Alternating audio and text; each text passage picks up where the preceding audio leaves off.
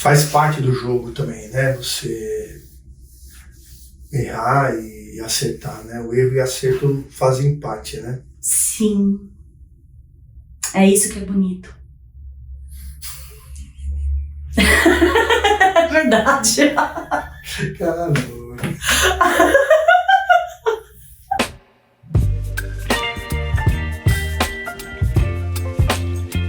Quando a gente fala de empresa, a gente fala de vários tamanhos de empresas, né?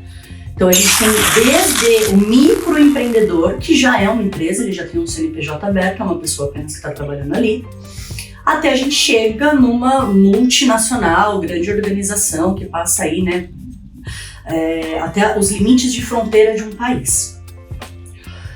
Dependendo de cada empresa, um CEO, ele tem a mesma função, então ele pode sim ser considerado um grande gerente. Só que quando você fala assim, ele é CEO de uma multinacional, abaixo dele tem vários níveis hierárquicos. Então o CEO, ele é o presidente, né, daquela empresa, ele é como se fosse o primeiro responsável por fazer a parte executiva, tática e operacional daquele negócio. E aí abaixo dele tem os diretores, abaixo dos diretores os gerentes, abaixo dos gerentes os supervisores, abaixo dos supervisores os analistas, assistentes e auxiliares. Só que aqui a gente está falando de uma big empresa que tem estrutura, tem dinheiro, consegue ser sustentável para garantir a base de um CEO lá em cima, no topo, né? Quando a gente fala de uma pequena empresa, este CEO, ele não tem tanta gente assim abaixo dele, porque normalmente ele faz o papel de CEO, de diretor, de gerente, de supervisor. Ele cobra o escanteio e cabeceia. Então, a marca de estagiária CEO é exatamente isso, né? Eu brincava que eu era a estagiária do CEO. O que significava? Eu exercia o aprendizado diário do que é ser um CEO de uma empresa. Então, assim que eu abri a minha primeira empresa, eu tinha 27 anos e só tinha eu e meu sócio.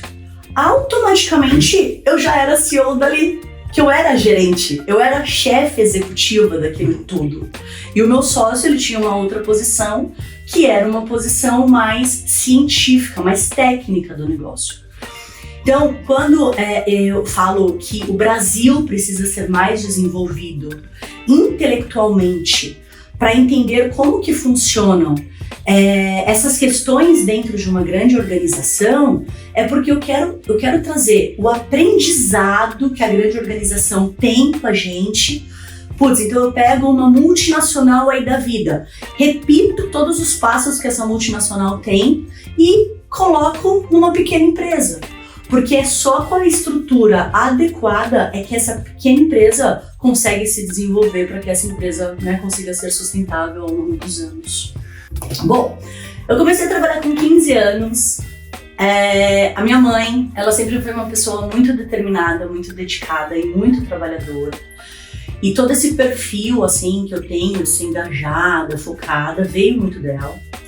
Para ela era muito importante ter os filhos trabalhando, então tanto eu quanto meu irmão, a gente começou a trabalhar desde muito novos. E aí, para quem não sabe, patrulheiro, mirim, não sei se existe aí em alguma cidade, aqui em Santo André, eu acho que existe ainda, que é a instituição Plaza, só que hoje muitas pessoas conhecem como Jovem Aprendiz. E eu tinha 15 anos, então eu fiz um curso profissionalizante ali dentro, datilografia, aprendi um pouco de matemática, um pouco de gramática, né, para me expressar melhor. E por 4 meses que eu fiz esse curso, essa instituição me direcionou ao meu primeiro trabalho, e meu primeiro trabalho foi no hospital. E aí comecei a trabalhar no hospital, um hospital que a gente tem aqui no ABC também, muito antigo, o Hospital Bartira. Eu trabalhei dos 16 aos meus 18 anos no hospital, era um salário bem piquititico, na época nem lembro quanto que era salário mínimo, não lembro se o valor que eu ganhava era um salário mínimo, mas eu acredito que sim, o salário era de R$150. E por 2 anos eu aprendi algumas coisas sobre administrativo. E eu acho importante entrar um pouco assim nesse assunto, que foi o meu primeiro trabalho. Antes de eu ser estagiária, então pode considerar aí que eu tava no prézinho até. É que quando eu comecei no meu ambiente de trabalho, eu era muito nova, eu só tinha 16 anos. E ali eu já comecei a me interessar muito sobre comportamento humano. Eu ainda não tinha entendimento o que significava um comportamento humano, o que significava uma mente consciente, de uma mente mais adormecida, de um despertar da consciência, mas eu já percebia que eu sentia algumas coisas que não eram coisas muito benéficas para minha vida. Porque neste meu primeiro trabalho, eu fui muito abusada emocionalmente falando. Porque as pessoas que trabalhavam comigo, elas não me respeitavam. Elas não respeitavam a minha forma de ser, nem a minha forma de agir. Eu sempre fui uma pessoa muito extrovertida, então eu sou brincalhona, eu dou risada, às vezes eu falo muito alto. E por ser o meu primeiro trabalho, aquilo era errado, né, de ser feito, principalmente de ser feito dentro de um hospital. Então, as pessoas me deixavam completamente de canto. Ninguém se envolvia comigo. Imagina, eu que gostava de fazer amizade até com a porta.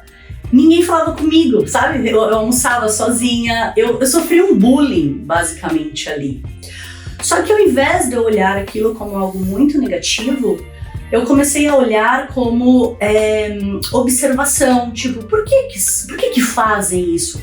Qual é o sentido, né, de uma pessoa que está trabalhando há 20 anos, 10 anos, no mesmo lugar, na mesma posição, não gostar de uma menina de 16 anos que acabou de entrar no trabalho? E, assim, na verdade, não tem muita explicação, mas eu acho que a minha vida profissional, com o entendimento que eu tenho hoje e com a mensagem que eu quero passar aqui, começou aí. Porque tem uma frase muito bacana, né, da internet que falam assim: todo mundo pode te ensinar um monte de coisa, inclusive aquelas pessoas que te feriram, porque você tem certeza que você não vai querer ser como elas. Então, eu acho que todo o desenvolvimento que eu tive na minha carreira, desde esse meu primeiro trabalho, que foi muito pictico, fez com que eu chegasse hoje com uma outra consciência sobre ser humano, sobre comportamento humano, realmente, principalmente dentro de negócios, dentro de empresas. Porque parece que a gente aprende, culturalmente falando, que a gente entra na nossa empresa, a gente tem que vestir uma máscara, né? Porque ali é o ambiente profissional e você tem que se comportar de uma forma igual a cartilha manda. Mas isso é uma mentira, porque na verdade não existe vida profissional e nem vida pessoal, existe vida. E a partir do momento que você tem que ser outra pessoa no seu ambiente de trabalho, tem 2 coisas aqui, né? Uma, como que você vai ser feliz porque você está sendo uma outra pessoa? E 2, como que você vai atingir os seus objetivos se você só vai conseguir atingir os seus objetivos se você conseguir trilhar o caminho de quem você é, né, de dentro para fora até chegar no seu objetivo.